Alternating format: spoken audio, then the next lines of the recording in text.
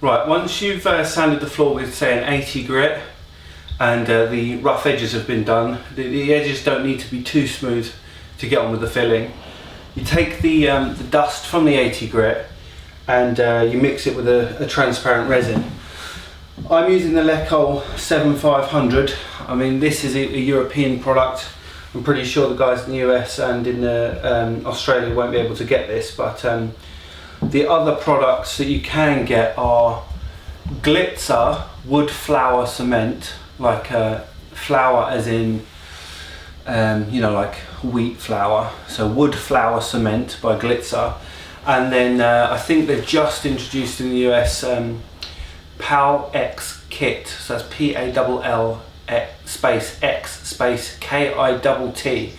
It's a European product, but again they've introduced it in America. So the Glitzer and this are solvent based fillers, whereas the Palman Kit is a water based filler. The water based fillers go further. Like with this, you have to keep feeding it to keep it nice and wet. But yeah, the water-based fillers, the same with, so in the UK and in Europe, you'd want to use Bonner Mix and Fill. There's so many different brands of mix and fill in Europe, but yeah, I mean, Bonner Mix and Fill. Yeah, so you mix it up, it stays wet for longer. You can fill more of the floor before you have to top it up. It does take longer to dry, so you really need to leave it overnight before you sand it off.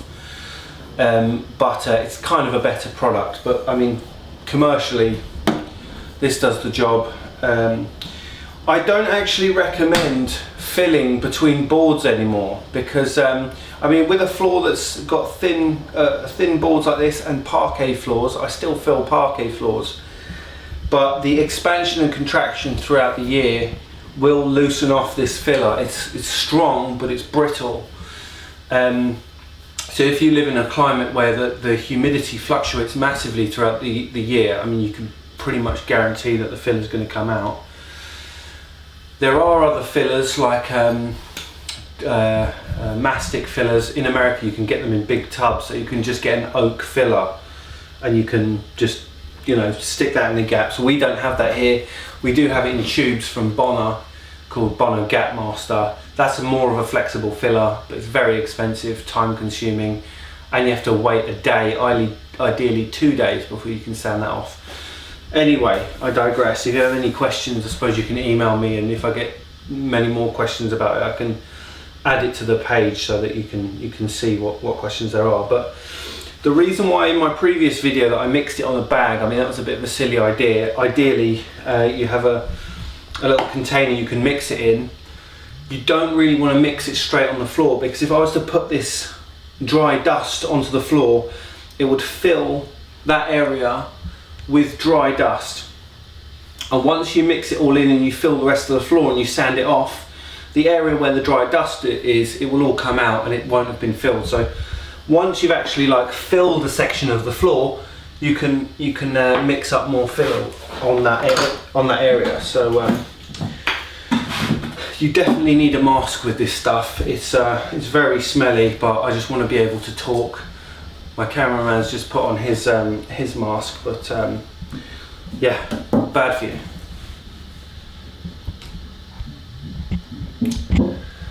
Ideally, you want to put in not too much and add it as you need it, instead of putting in too much and having too much of a wet mix. But you want it to be malleable, movable. If you're filling bigger gaps and you want it to, try and survive, you can use a more coarse grit of dust. So let's say the dust that you get from a 60 grit sand, that will, for some reason, it's slightly more flexible. It withstands the gaps slightly more. It also holds slightly better when you're just trying to get it to dry, because often it can just sink into the bigger gaps.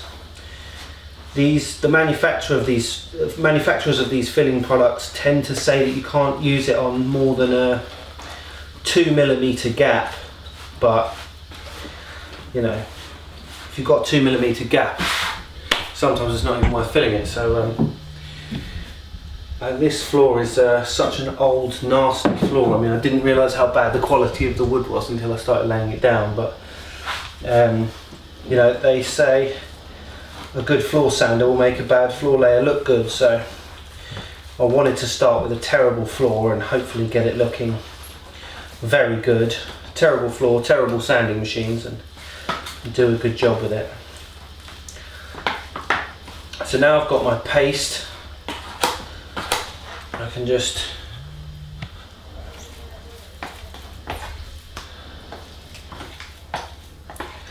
this is actually quite fibrous for an 80 grit. It's more fibrous than normal. These filling trowels are about $10. They're often used for oiling, and sometimes people will say they're only used for oiling, but this is manufactured by Lecol. Well, at least they printed their label on it. So it can be used for filling. It's the best one in my opinion for filling.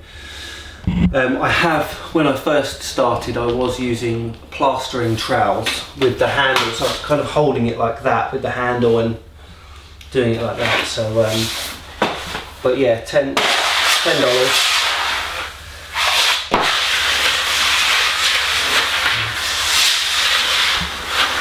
If you have particularly big gaps, you might want to press it in like this. Really fill that gap.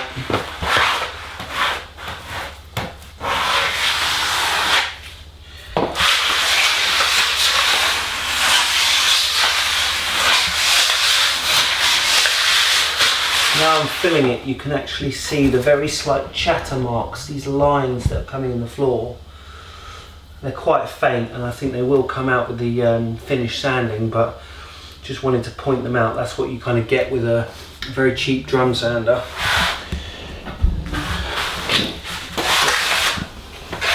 If you need to feed your filler, you just spread it out like that.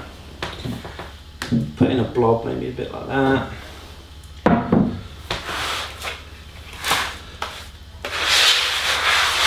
And you mix it in over the area that's already been filled.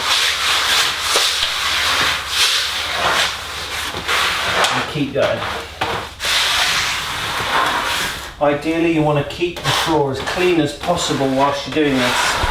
If you leave sections like this, not only is it going to use more filler and you're going to need to keep mixing more, but that's going to be harder to sand off than just a light covering of the liquid.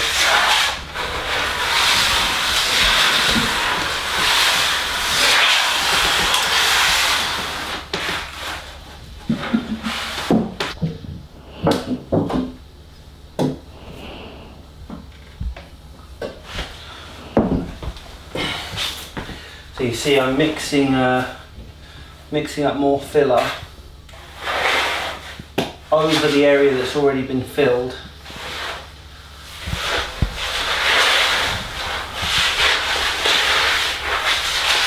This is, to be honest, quite a lot more fibrous than I'm used to with my machine, so it might be worth going to 100 grit to use that dust.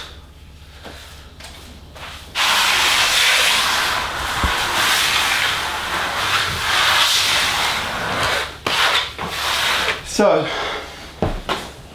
as you can see, this stuff's starting to dry already. This Lecol filler is, I mean, it evaporates so quickly that when you get it on your finger, it feels really cold. So, this filler, when it dries, it shrinks. So, sometimes with the bigger gaps, you might want to just give it 20 minutes for it to dry a little bit and sink, and then go over it again, just to fill those gaps a little bit more. The more wet mix you have, the easier it is to trowel, but the more wet it is, the more it kind of shrinks once it's in the gap. So it's one of those things. That was quite fibrous. My hands are sore already just from troweling this area. So, but I'm going to let this dry for a little while, and then I'm going to give it another little quick once over, just to fill it up a bit more, keep the filler closer to the surface for the finish. So, but that is basically the filling.